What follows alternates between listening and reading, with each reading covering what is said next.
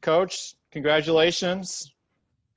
Thanks for joining us. Yeah, going to start off with a question from Mike Ganter from the Toronto Sun. Hey, Nick, congratulations. Thanks, Mike. Who do you, when you get an award like this, who's the first person you think about?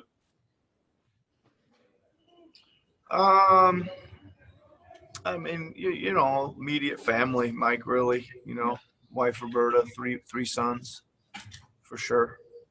And then and probably my dad next. I mean, do you, when you find out you win the award, does your mind start doing a look back and all the stops you've made to get to this point? I haven't really done that yet, Mike. I'm kind of surprised today with the whole presentation thing. I really had no idea that it was here today, and haven't given it much thought, to be honest. We've been, you know, pretty knee deep in trying to win these games and prepare. I'm sure I'll get to that at some point. It's been an interesting journey, that's for sure. And yeah, it's a humbling award. It really is. Appreciate that, Nick. Thanks very much, and again, congratulations. Thank you. Going to go next to Eric Kareen from The Athletic. Hey, Nick, congratulations. What was it? I mean, did you know something was up when they asked you on the TNT show and on Inside the NBA? And then what was it like to see Wayne? Yeah, I really didn't figure it out until Coach Chanley, my high school coach, appeared on the screen. I kept kind of wrestling with JQ about what do they want to talk to me about? You know, what are they going to ask me? And she kind of just said, would you just do the show? And I'm like, yeah, I'm happy to do it. But anyway, and then they showed my high school team photo, and I thought, again, they were just kind of, you know, they joke around a lot and kid a lot, and I thought that's where we were still going. But when Coach Chanley had a message for me, I guess that kind of hit home that's what was going to happen.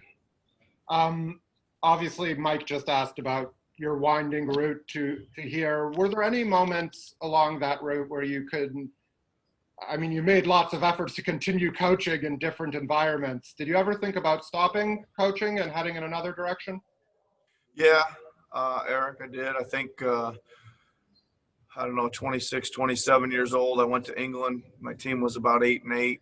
I went over there to see if I was any good or if I could get better as my first, I mean, it was my second go round over there, but the first time was as a player coach. And I went back to my hotel thinking maybe I should pack up and go home. And I wrote down four other things I thought I might like doing, and they all looked like absolute shit to me. So I figured I better get working on coaching and figure it out.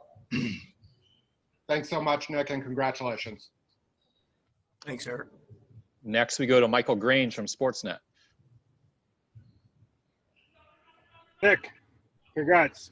I remember talking to you at one point when you were an assistant, and you said if you ever got a chance as a head coach, you wouldn't coach scared. You'd take some risks. And how did you come to that realization that that's what how you would approach it? And would you say you have just kind of gone with your, I won't say with your gut, but yeah, just ran with it?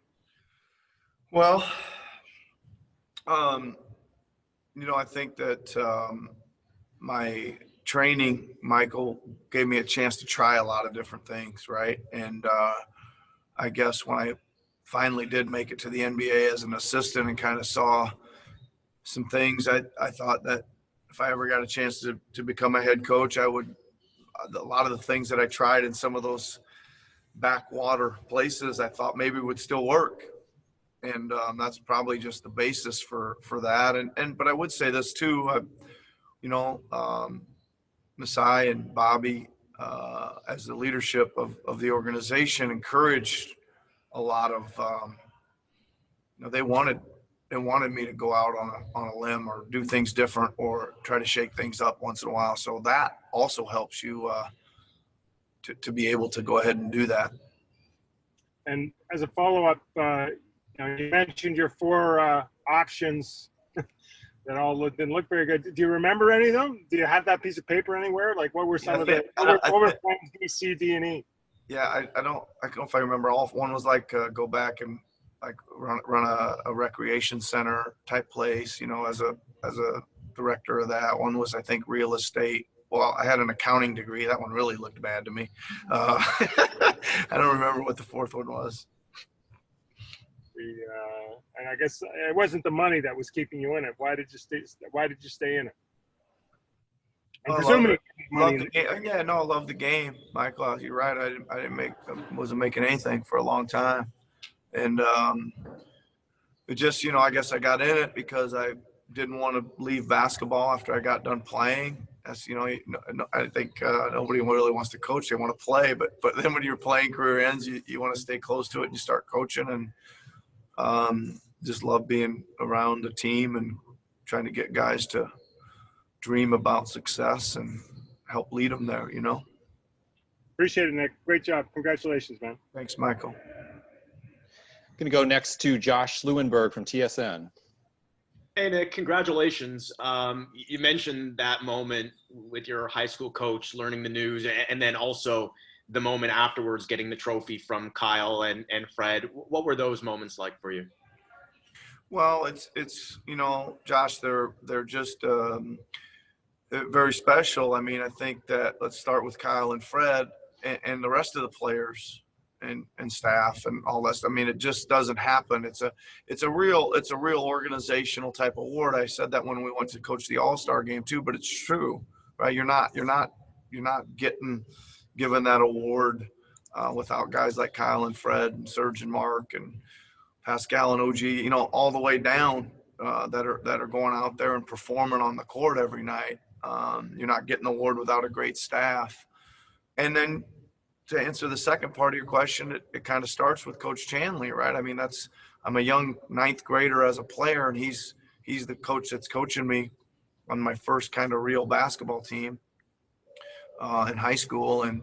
And he has a tremendous knowledge of the game, a tremendous love of the game, knows how to break it all the way down to the finer points. And you start learning that from him. And I think that love that he has gets transferred to you too. So it's pretty special to have, three of my favorite people, Coach Chanley, Kyle, and Fred, involved in that moment. That's for sure. You've told the story about learning the news about Kawhi leaving when you were in Vegas last summer, and how you just sort of said, okay, it's fine, we'll figure it out. Can you take us through that moment and how you were able to stay so level-headed in it when so many other people may have been a moment of distress for them? Well, Josh, I mean, I was in Vegas, as you know, when I got the news, summer league. And I guess it's kind of like the way I approach a lot of things. I knew it was a possibility, right? I think we all knew it was a possibility from even day one when the trade happened, that it was, we were going to get one season out of him maybe, and that was it, so I think that, it's not unlike the playoffs. You get in these games, you think you're not, the series are going to go long. Sometimes you gotta take some of the eventualities of what happened and be able to kind of keep moving. So that's it. I think we knew it was a possibility. Thought we had a great chance for him to come back, considering how the season went, all that kind of stuff, but it wasn't meant to be. And again, you can't blame anybody for wanting to go home. But we still have a job to do, and we look at it as opportunities for the other guys. And like I said earlier this afternoon, the first two guys I saw were Kyle and Fred, and they both were saying, there's 30 shots that are open, between Danny and Kawhi leaving, and they were ready to take them. So, it's just kind of the way we approached it. Thanks, Nick. Congrats again. Thanks, Josh. Going to go next to Tim Bontemps from ESPN. Congrats, boss, on the award. Obviously you've talked all year long, go back to last year, about all the success that you've had is because of the players on your team. Is any part of the amount of success you guys have had over the past couple of years due to the fact that you have from yourself down to most of your roster, a bunch of guys who've been overlooked or kind of had meandering paths to get to where they are now, and that everybody's kind of had to fight for, just about everything they've been given? Yeah, I think that's a good point, Tim. I think that one thing that I always talk about our players is they love to compete, right? And I think that scratching and clawing and fighting is part of the makeup of a lot of our guys. And that's hard to manufacture. It's hard to teach. It's hard. It's kind of something that's in your gut or your heart, or it isn't. And we got a real group of guys that are like that now. Some of it's contagious and it spreads. And I think it becomes a little bit maybe part of who we are up and down the roster eventually, right? That's we hope it does anyway. But I think it's a good point. Thank you. Congrats again. Thanks, Tim. Next, we got Blake Murphy from The Athletic. Hey, Coach, congrats. You are the first coach to win a D-League Coach of the Year and an NBA Coach of the Year. I know you spoke highly of your experience there to guys like Jerry Stackhouse and John Mamalalela. In reflection now, how important was that to your growth as a coach, and how strongly would you urge another up-and-coming coach to go that route? Well, I think it's irreplaceable for me. I think that anytime you can get up in front of a team and be the head coach, like is invaluable experience. And it was tough. That league's tough to coach in, right? There's really great players. There's really great coaches. There's NBA organizations backing those teams, and people are competing to win. It's high level competition, and you got to, again, fight and claw and figure it out.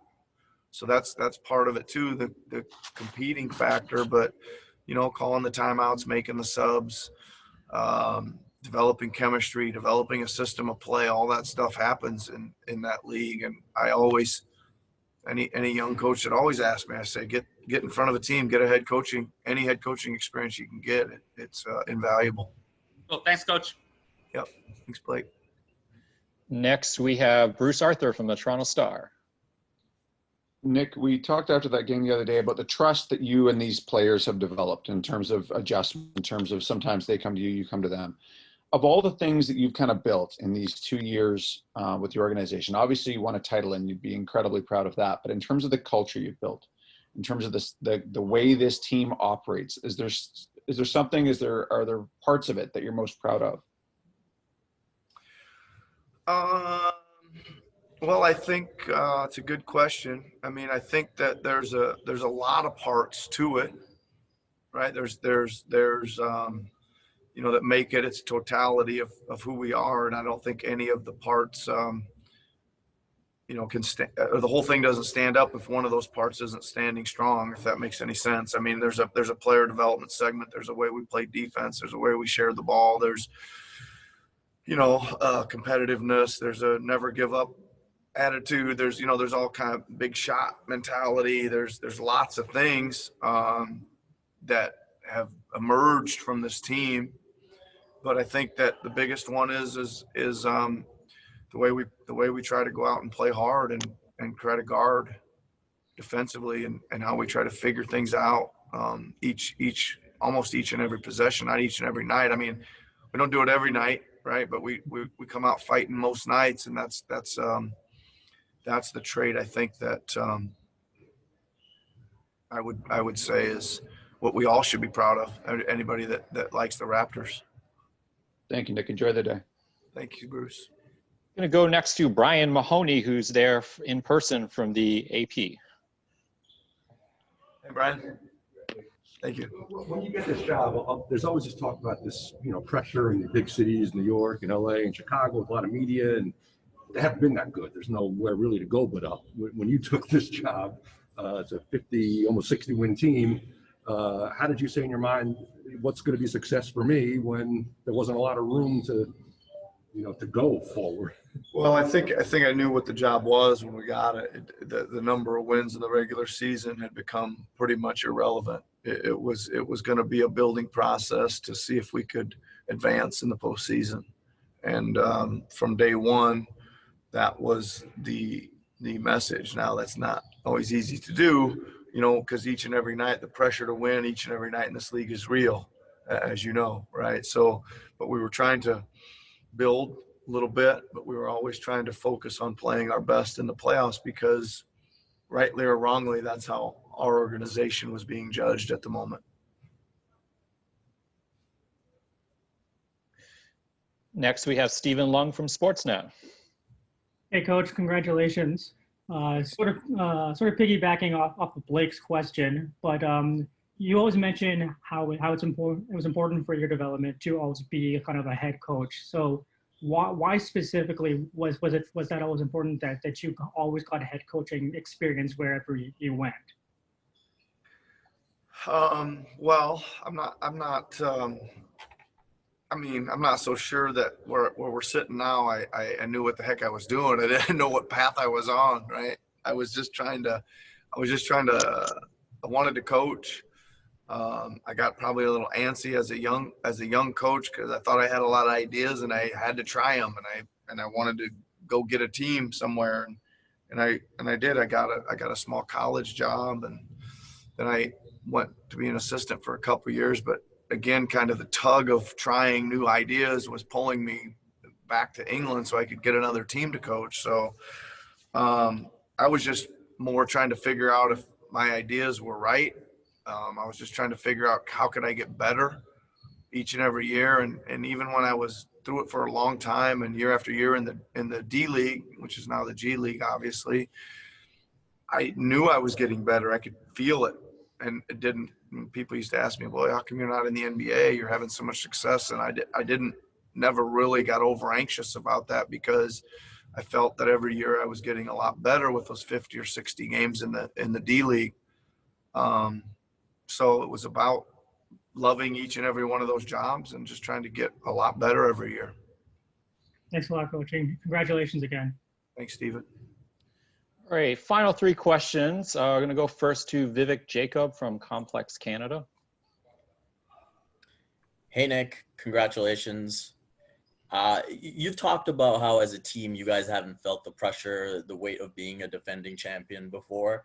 I'm just curious from an individual standpoint, when you win the NBA title, when you become an NBA Coach of the Year, do you feel a sense of responsibility to sort of embody and represent the people who have accomplished these things before you? I mean, I think good question, Vivek. I mean, I think you certainly could. And some of those kind of emotions and feelings come at you sometimes, I think, but I think it's my responsibility and my job to just stay super focused on what I'm doing with this team, you know, to block any of that out and focus in on the next game or focus in on getting certain guys playing a little bit better, and preparing the team as best I can. That's only really thing I know how to do is put my head down, go to work, and try to get ready. And when the ball goes up, the instincts to compete and try to figure out a way to win kind of take over. Has it maybe become, or in the recent past, has it become maybe more of a priority to be not recognized, but just make sure what you're doing outside of basketball stand out? Like, for example, what you're trying to do with regards to voting and whatnot. Well, I think that with regards to, you know, the voting or any social messaging or my foundation, I just see it as a platform that I've been given, tremendous platform I've been given. I was given a great job, and obviously it's the team's been fabulous, and I've been given a platform to speak on some things I believe in or do some good with things I believe in, and that's it really. Thanks so much, Nick. Congrats again. Thank you. Next, we got David from La Gazzetta dello Sport in Italy. Hey, Coach, congratulations for the award. You're now the Coach of the Year. You're coaching the defending champion to possibly a new championship. If you have told this to your 26-year-old self who was struggling and deciding if keep coaching or not, what would your old self tell you? It probably depends on which side of that. At that particular moment, my old self probably would have said, you're you're full of it a little bit. But that team actually that year got it together pretty well, and went on a nice winning streak. It started 8-8 in the league and ended up 26-10. So it ended up being a really pivotal year in my professional decision or career choice or whatever. Even saying that, I would say that winning the British Basketball League championship as a 26 or 27-year-old's a long way from where we are right now. That probably looked like a little bit of a probably would be pie in the sky thoughts a little bit. Thank you. And final question is going to go to Aaron Rose from SI.com. Hey, Nick. Congrats. I'm wondering if, I'm sure growing up, you probably dreamed of winning a championship or maybe even being the league MVP. Did you ever dream or think about or envision kind of this moment? Not really. I mean, again, I didn't really start thinking seriously about being an NBA coach until I probably came back and got in the D League. I was, trying to maneuver through my career, and I really couldn't land anywhere back in the States after spending 11 years over there. So I was just trying to stay employed, and I was trying to get better, and I was trying to, fight my way up. And then I think once I got into the D League a few years, then maybe I started certainly envisioning winning a D League championship and possibly going on to the NBA, getting a chance at it and going from there. Don't think about Coach of the Year awards much, though. I must be honest with you. I'd certainly just focus on trying to win the championship each and every year. Sure. And your high school coach, as you said, and announced it. What was that like for you? And is there something you took away from playing under him that you still kind of keep with you?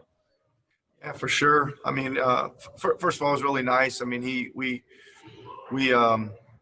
communicate back and forth with each other several times a week still. I mentioned he comes to training camp just about every year and runs circles around me still out on the floor with the guys and stuff. He was a great coach, really fundamentals down to a fine tooth. I mean, really understood the game from a fundamental standpoint. And we guarded. Man, our high school team guarded because he demanded it and showed us how to do it. So that obviously has stuck with me a little bit. Thank you. Congrats. Thanks, Aaron. I think Blake had one more question for you, Coach. Yeah, who are you starting tomorrow, Nick? I don't know yet, Blake. I haven't really thought about that, but it should be okay. I think we got everybody healthy. Should be very similar to the last game. Have a great night, Nick.